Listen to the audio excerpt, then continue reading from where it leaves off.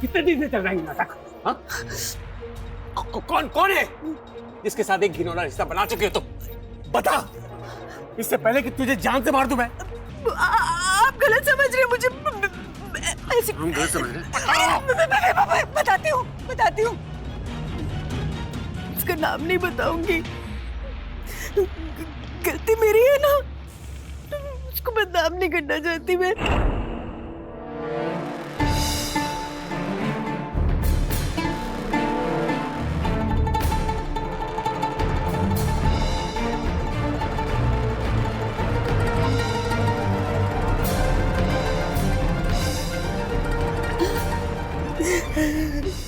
क्या कमी रह गई है? क्या कसर छोड़ गया था तुम्हें खुश रखने के लिए?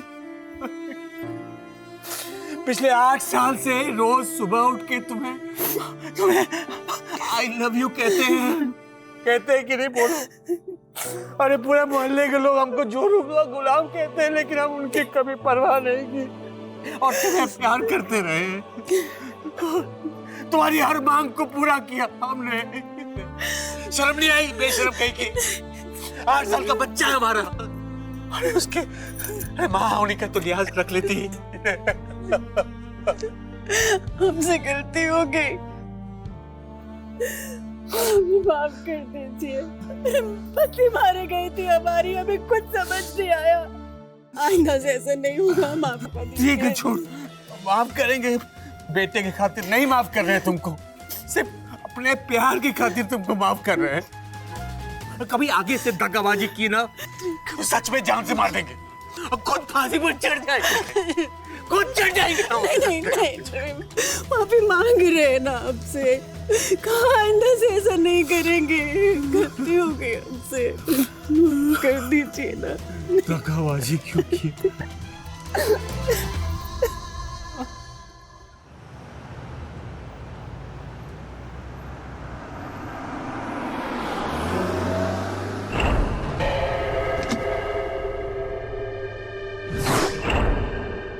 आओ दीपू, आओ।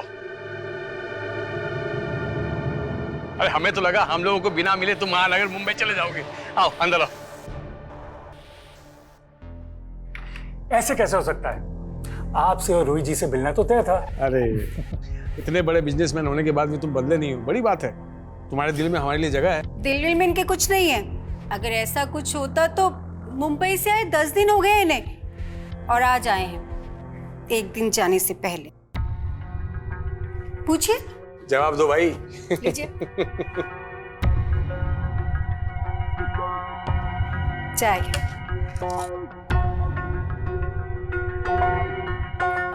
पीजिए ना।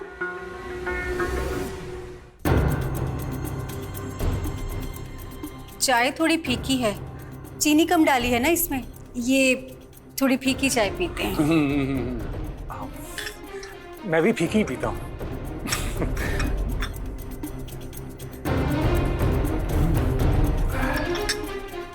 एकदम सही है।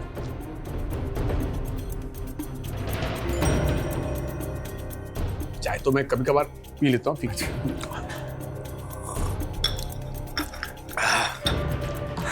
अच्छा, मैं चलता हूँ। अरे 1-2 जरूरी काम निपटाने हैं और फिर कल सुबह 10 बजे की फ्लाइट भी है। अरे तो आप अगली बार जब आओ कभी तो खाने पे आना। हाँ, ऐसे चाय पे नहीं तो फिर से फीकी चाय मिल जाएगी तुम्हें।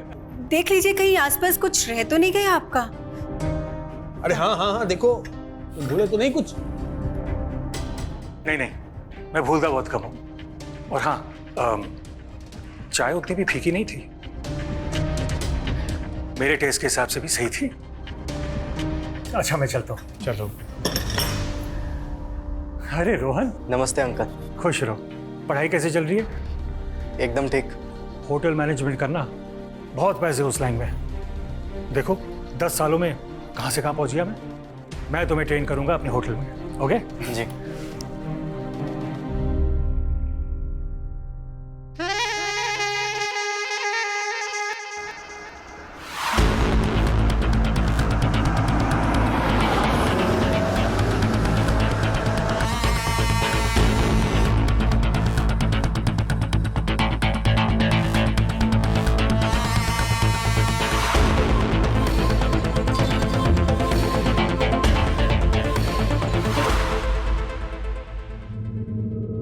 10 साल से निशानी के तौर पर रिंग संभाल के रखी है, लेकिन अब नहीं। इसे ना एयरपोर्ट जाते हुए गंगा में बहा दीजिएगा और दोबारा अपनी शक्ल मत दिखाइएगा।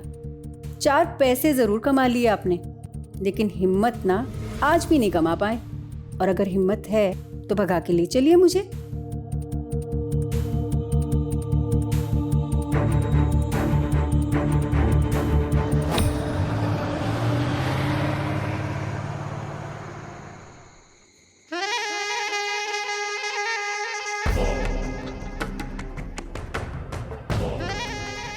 बहुत राजयोग हो गया राजा बाबू। अब तो सारी जिंदगी ना मेरे वियोग में बिताएंगे। आज तो नहीं जाग पाएंगे इस बेहोशी से, और जब सुबह होश आएगा ना तो आपके सारे होश उड़ जाएंगे। पूरे।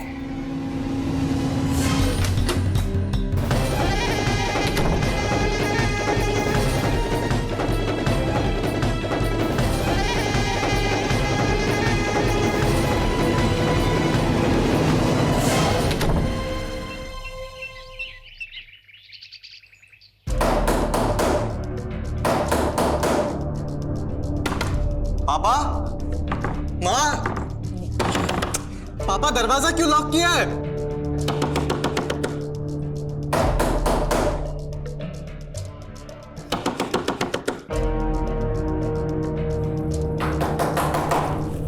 पापा, पापा,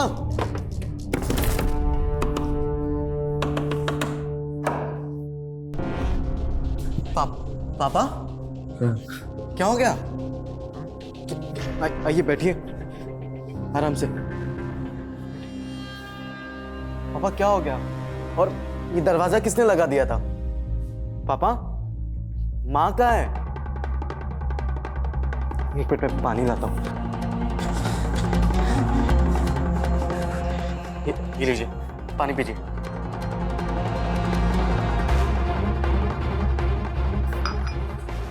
पापा, पापा माँ कहाँ है?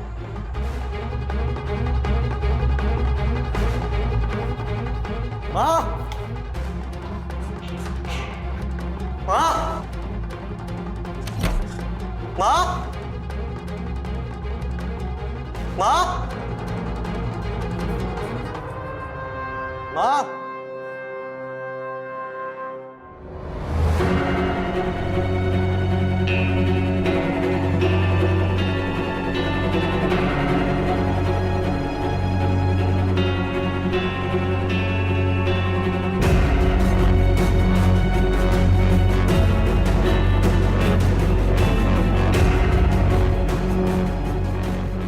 पापा, पापा, ये पढ़िए, पढ़िए, माँ हमें छोड़ के चली गई है।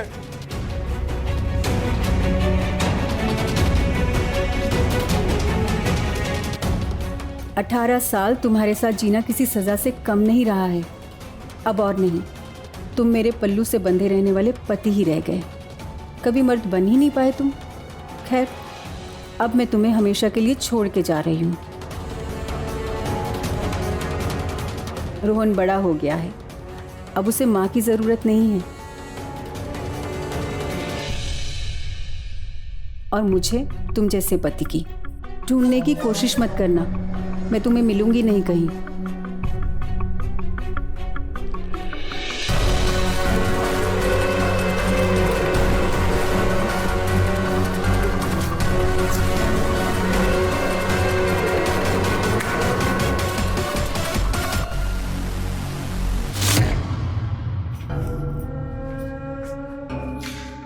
उस दिन तुमने अंगूठी लौटाई थी ना, देखो आज मैं तुम्हारे लिए क्या लाया हूं।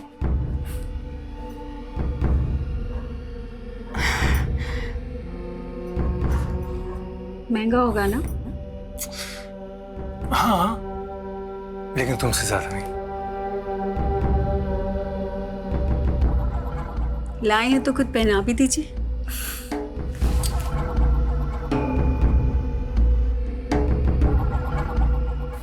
इसे सिर्फ नेकलेस मत समझना, समझ लो कि मेरी तरफ से ये मंगलसूत्र ही है।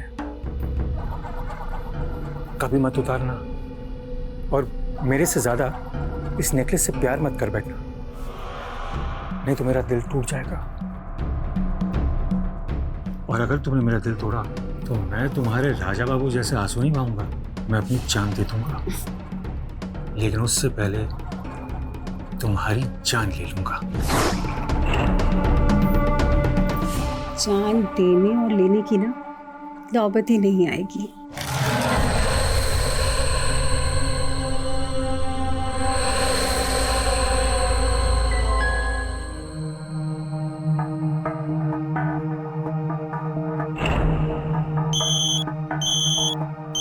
हेलो। बताइए ना कब तक आएंगे, कितनी देर नीचे रहेंगे? स्वीटहार्ट, 2 नए गेस्ट अभी अभी आए हैं, उन्हें जल्दी सेटल करके आता हूँ। ठीक है, जल्दी आइए, इंतजार कर रही हूँ। बाय। रूही, क्या हुआ? कोई आया था, नेकलेस लेने आया होगा मेरा। कोई आया था यहाँ, मुझ पे अटैक किया। तुम लोग होते कहाँ हो? होटल में कोई भी घुस जाता है और तुम लोगों को नहीं पता चलता। आज से मुझे सिक्योरिटी गार्ड यहाँ ऊपर चाहिए। जाओ, जाकर पता करो ऊपर कैसे आया। सर चलो।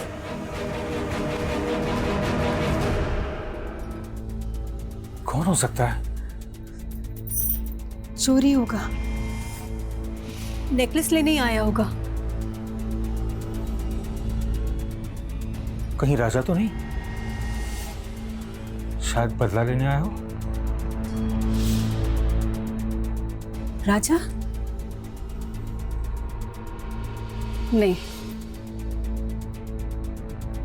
इतनी हिम्मत तो उसमें 7 जन्मों के बाद भी नहीं आ सकती। राजा नहीं हो सकता।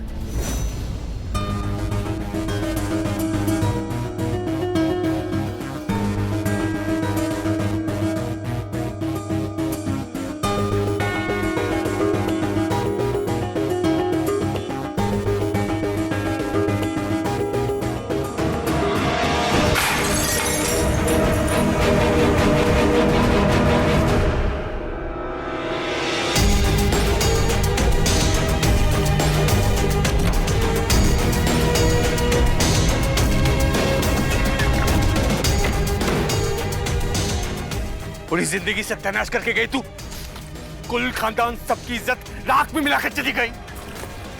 इसे तो नर्क में भी जगह नहीं मिलनी चाहिए। काश में से अपने हाथों से जला पाता।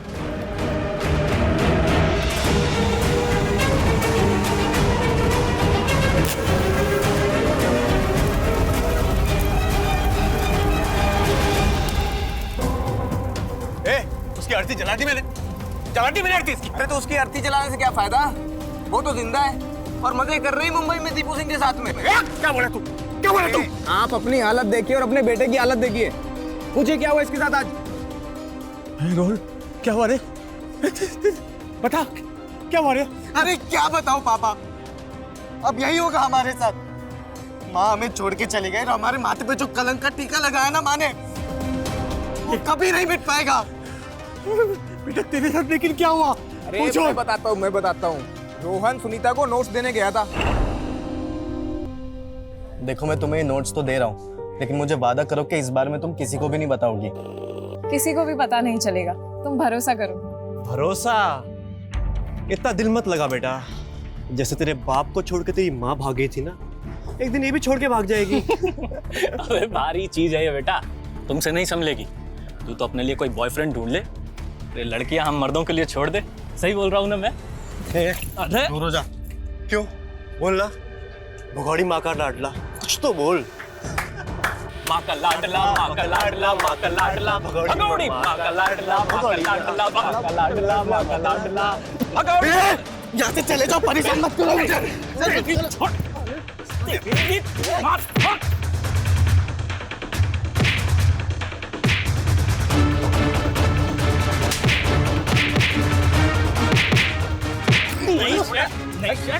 क्यों मार रहे, पागल क्या? क्या हुआ?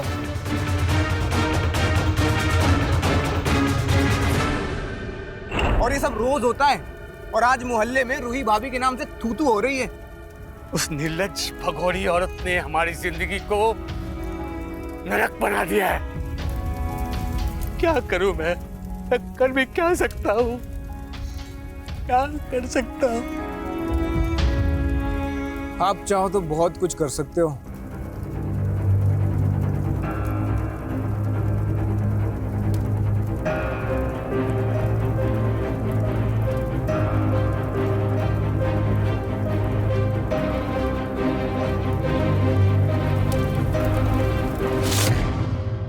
बोलो क्या कर सकता हूं मैं?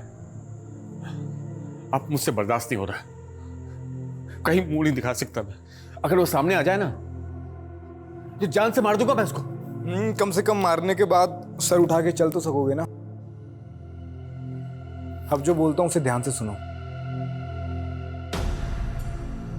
5 लाख रुपए खर्च कर सकते हो। 5 लाख। क्या कह रहे हैं आप पापा? देखिए, मैंने अपनी माँ को तो खो ही चुका हूँ, मैं अपने पापा को नहीं खोना चाहता हूँ अभी, ठीक है?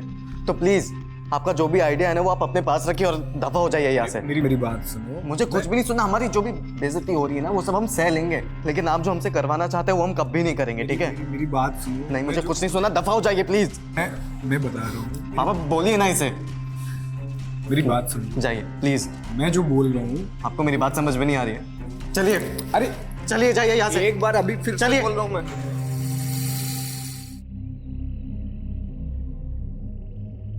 आइए बाबा, आराम कीजिए।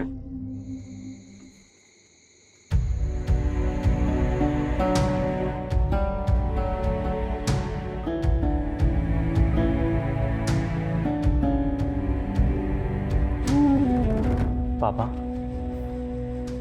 पापा। हाँ, हो जाइए, खाना खा लीजिए। हाँ, हो जाइए, आराम से। तेरा खाना मैं बाद में खा लूंगा पापा, अभी आप खाइए। ये लीजिए, खाइए पापा। नहीं बेटा,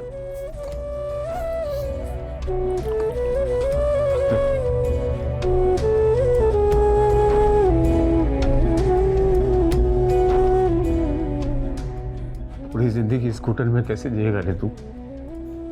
जा जा जा, कहीं चले जा, जहाँ दिल करे। पैसे देता हूँ मैं तुझे, जाके किसी और शहर में घर ले ले। मैं यही जिंदगी काट लूंगा अकेले, काट लूंगा। पापा, इसकी कोई जरूरत नहीं है। हमने हमारी इज्जत इसी शहर में गंवाई है ना, तो अब हम हमारी इज्जत इसी शहर में वापस बनाएंगे। दुनिया से नजरें मिला के जिएंगे। और मैं आपके साथ ही रह रहा हूँ, मैं कहीं पे भी नहीं जा रहा हूँ।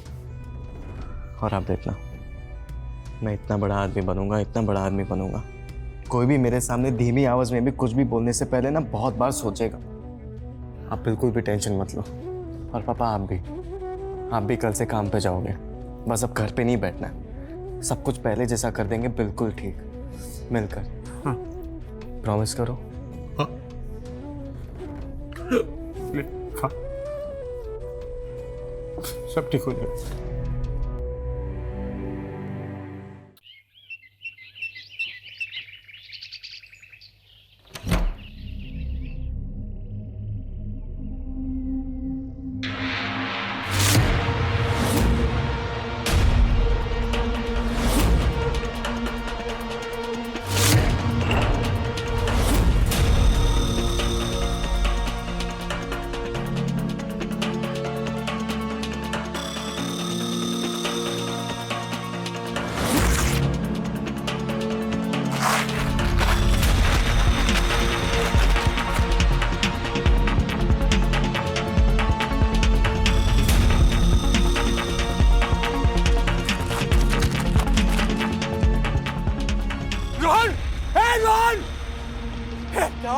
देख देख देख देख, क्या कुछ कर, उसने किया ये सब।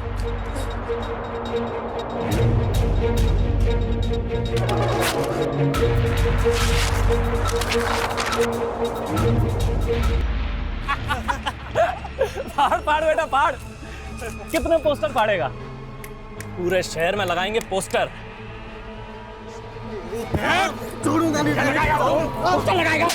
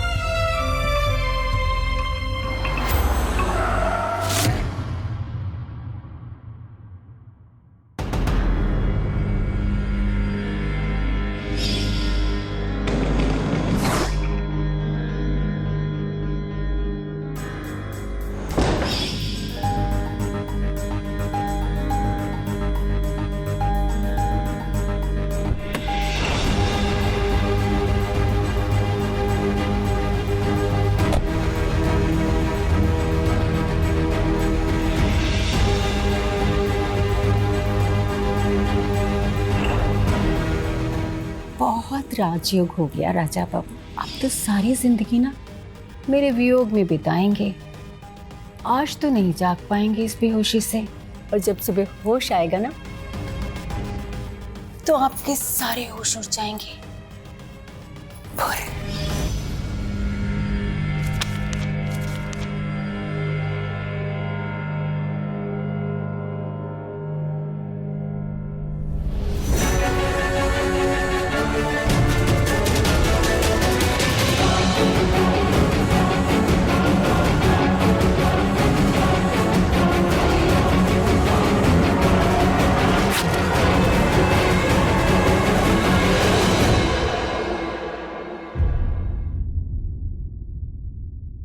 ठीक है, तुम किचन में 2 वर्कर्स रख लो, लेकिन हाउस कीपिंग का काम उनसे ही करवाना। ठीक है? ओके।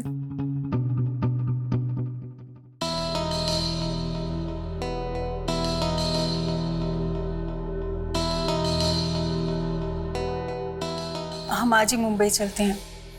मैं इस शहर में और नहीं रह सकती।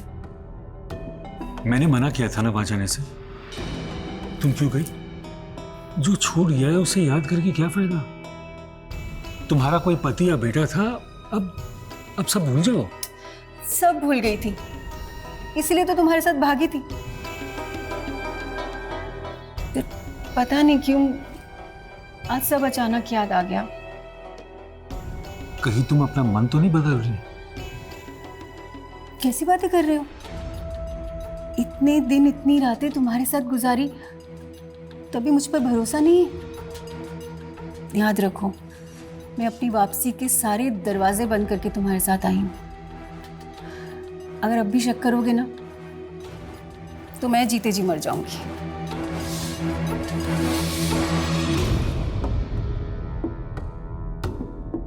आज के बाद तुम्हें शहर में कभी नहीं आओगी।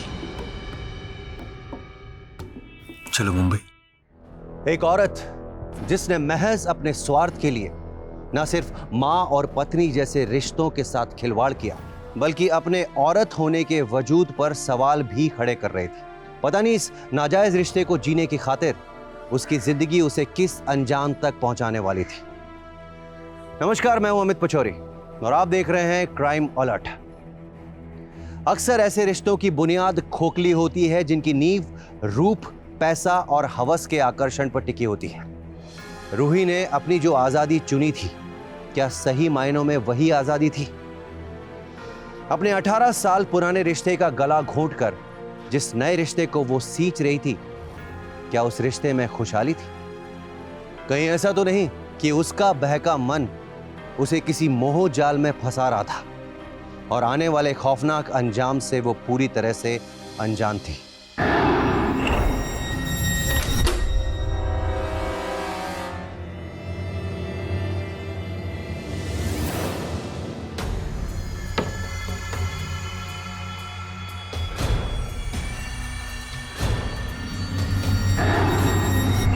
क्या हुआ?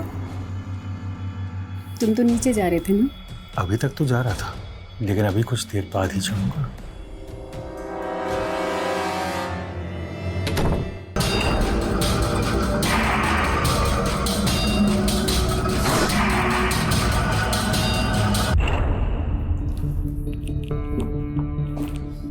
अरे वाह वर्मा जी, आज 12 बजे से पहले ही। सर, ये वीकेंड्स पर ऑफलाइन और ऑनलाइन डिमांड्स दोनों बहुत बढ़ गई। मैं भी सोच रहा हूँ कि रहने के लिए नजदीक में एक फ्लैट ले लेता हूँ। जी, तो फिर टॉप फ्लोर के 4 डीलक्स और 2 एग्जीक्यूटिव रूम्स फ्री हो जाएंगे, है ना? सही है सर। और सर, ये वीकेंड रश मैनेज करने के लिए हमें किचन स्टाफ और हाउसकीपिंग स्टाफ दोनों बढ़ाना पड़ेगा। ओके। Good morning, reception.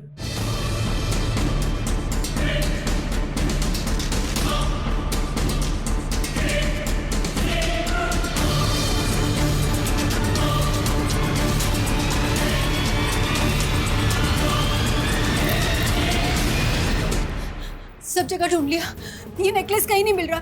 लगता है किसी ने चोरी कर लिया। चोरी?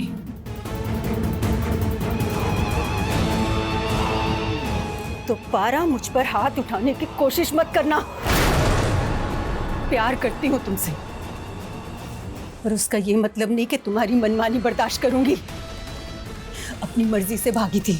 और याद रखना, समाज के सारे असूलों को ताक पे रख के 18 साल की शादी को तोड़ने वाली औरत कभी किसी मर्द का शिकार नहीं होती। आइंदा अगर मुझ पर हाथ उठाया ना, जान से मार दूंगी तुम्हें।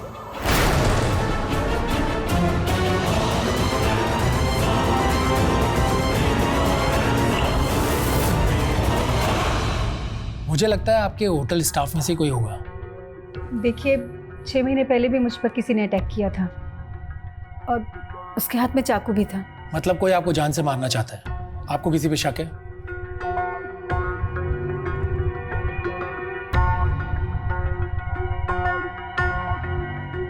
आप दोनों पति पत्नी हैं? नहीं, मतलब शादी करने ही वाले हैं।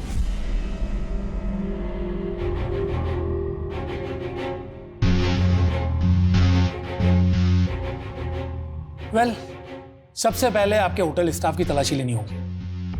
मैं अपने 2 कांस्टेबल्स को भेज देता हूँ। सर, मेरा होटल का बिजनेस है, बहुत बदनामी होगी। आप प्लीज उन्हें यही बुला लीजिए। ठीक है।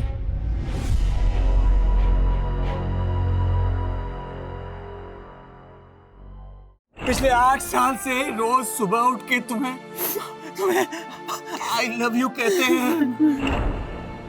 क्या कमी रह गई है? क्या कसर रह गई थी तुम्हें खुश रखने में? हाँ, मोहल्ले के सारे लोग हमको जोरू का गुलाम कहते हैं, लेकिन हम उनकी कभी परवाह नहीं की और तुम्हें प्यार करते रहे।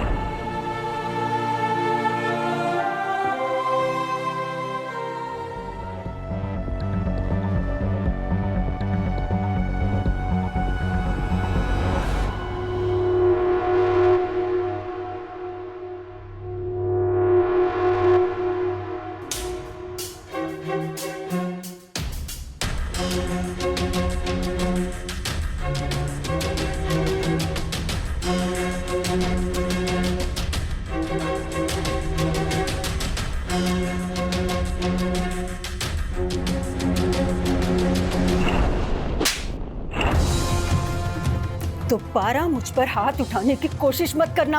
18 साल की शादी को तोड़ने वाली औरत कभी किसी मर्द का शिकार नहीं होती है।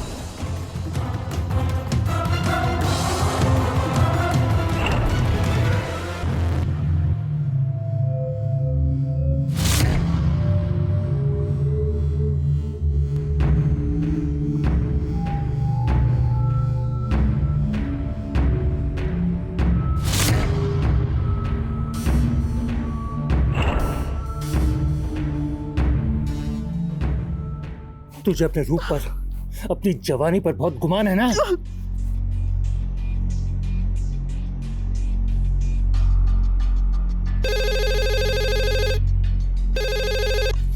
Hello, hotel homely holidays guest house. I am so sorry, rooms तो फुल हैं जी।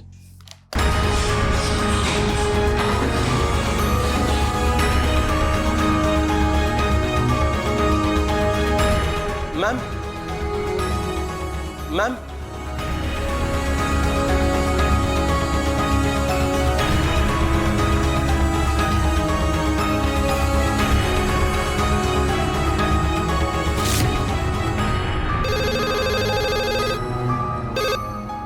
Hello, hotel homely holidays guest house. जी, मैं विश्वांतवाड़ा पुलिस स्टेशन से बोल रहा हूँ। हमने नेकलेस ढूंढ लिया है। नेकलेस चोर भी हमें मिल गया है। आप अपने साहब को पुलिस स्टेशन भेज दीजिए। जी जी।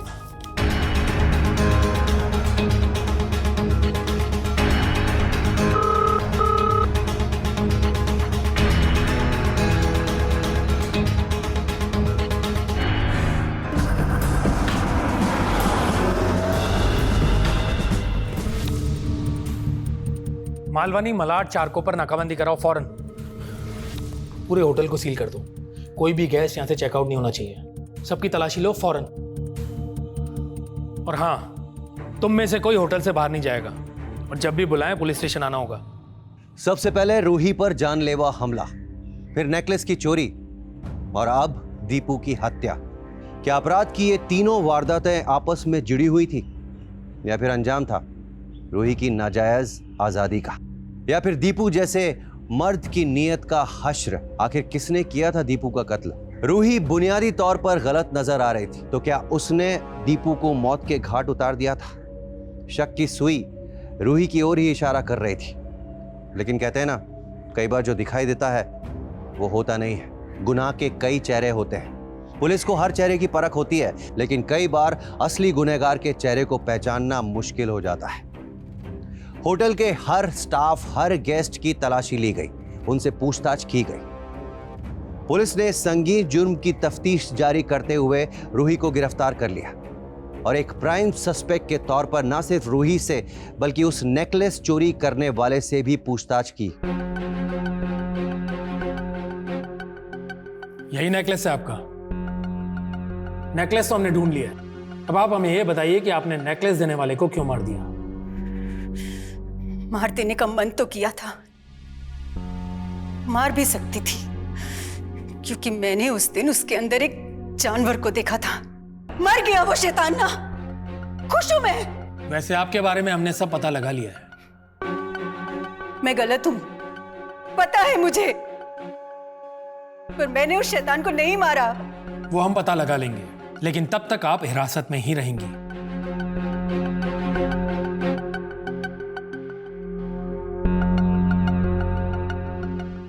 साहब मैं नशेबाज हूँ, लालची हूँ, चोर भी हूँ, लेकिन साहब खूनी नहीं हूँ मैं।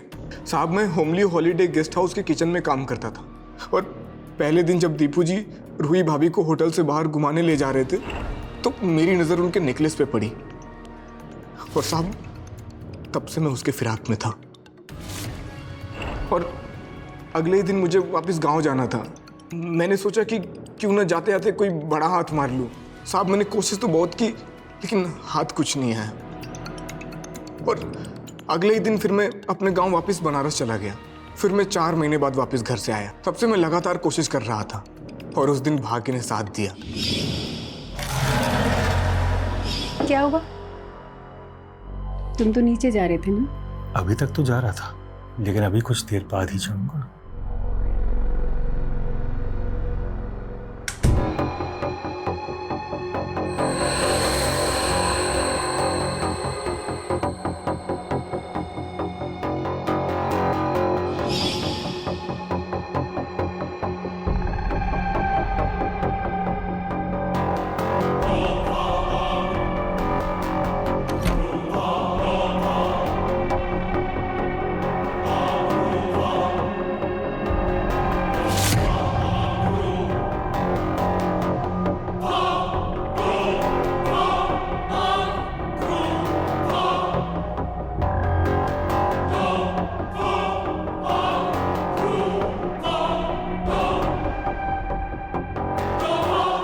और साहब मैं नेकलेस लेके भाग गया था।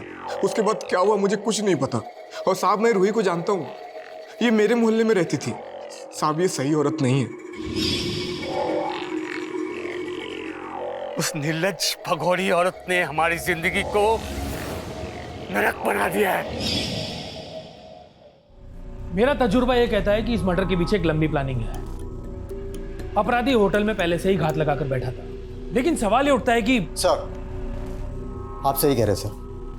किचन का एक स्टाफ गायब है, जिसे चंदन ने अपनी जगह नौकरी पे लगाया था। इसकी जानकारी मैनेजर ने मैं पहले क्यों नहीं दी? क्योंकि सर, मैनेजर हर महीने की सैलरी से 30% कमीशन खुद खाता था, और सर नेकलेस का कुछ हिस्सा उसे भी मिलने वाला था। और वो किचन स्टाफ, वो कौन था? सर अभी वो तो खुद ही बताएगा। ठीक है, चंदन जी को अच्छी तरह हल्दी चंदन लगाओ, हड्डियां अपनी जगह से खिसकेंगी, तब सब अपने आप बोलेगा। सर को मैंने कुछ नहीं किया। मैंने कुछ नहीं किया साहब। मैंने कुछ नहीं किया। कसम से मैंने कुछ नहीं किया। बता दो बोल।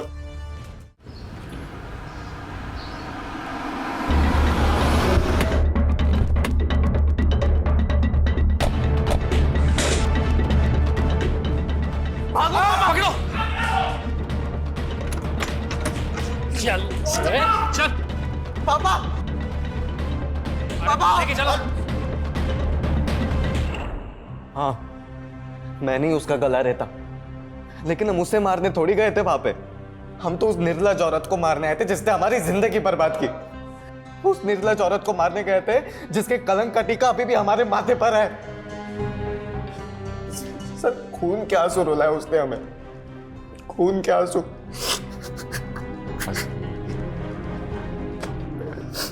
इंस्पेक्टर साहब, घर की दीवारों पर पोस्टर्स देखे थे हमारे, और मोहल्ले के दो लड़के हमको जलील करके पीट पाट के चले गए। छोड़ूंगा नहीं। पोस्टर लगाएगा।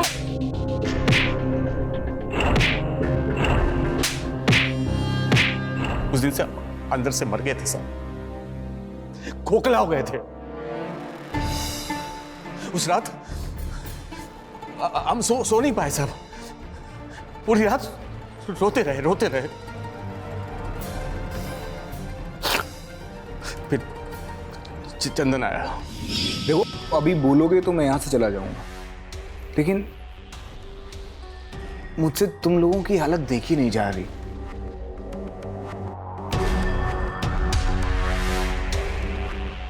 चलो, दिए तुमको 5 लाख। अब बताओ आगे का प्लान क्या? ये हुई ना बात। अब आंसू पोछो, मर्द बनो। बताता हूँ प्लान। और चलो मुंबई। उसके बाद मैं मुंबई आ गया था, और यहाँ पे मेरा काम भी किचन में हेल्पर के तौर पे लग गया। हर वक्त फिराक में था मैं, मौके की फिराक में। फिर एक दिन मैंने पापा को भी वहीं पर बुला लिया। साहब, जिसने हमें समाज में कहीं नहीं छोड़ा, उसकी अय्यासी वाली जिंदगी देखकर मुझे बहुत कोफ्त होता था साहब।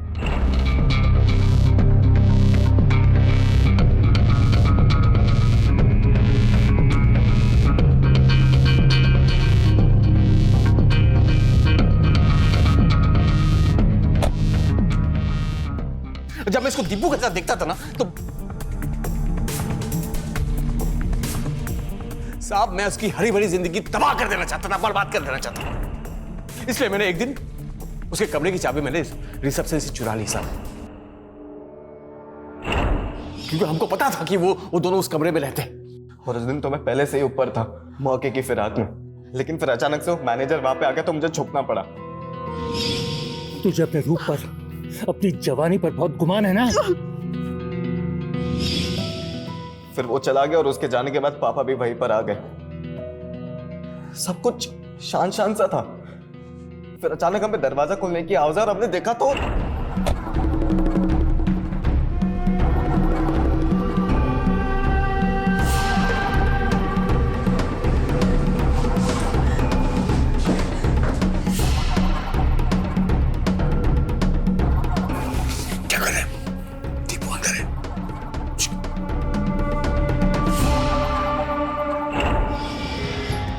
साहब, लेकिन हमें इस बात का अफसोस नहीं है कि हमने दीपू को मार दिया। हमें इस बात का अफसोस है कि हम उस निर्लज औरत को नहीं मार पाए जिसने हमें खून के आंसू रोला और हमारी जिंदगी बर्बाद की। इस बात का अफसोस है हमें साहब, उसे तो मौत से भी कड़ी सजा मिलनी बाकी है, देख लीजिएगा। फिलहाल तो तुम दोनों अपनी सजा के लिए तैयार हो जाओ।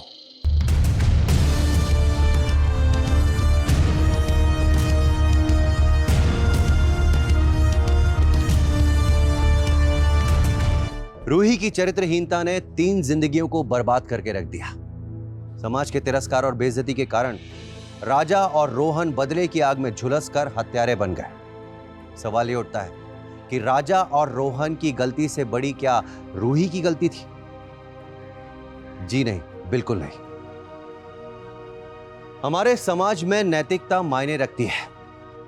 कई बार संबंधों के ताने बाने इस कदर बिगड़ जाते हैं कि सालों के बने हुए रिश्ते एक पल में टूट जाते हैं। संस्कारों की गरिमा मिट जाती है। हाँ, यह सच है कि रिश्तों की बेवफाई बहुत दुख पहुंचाती है, लेकिन ऐसे समय में हमें संयम से काम लेना चाहिए।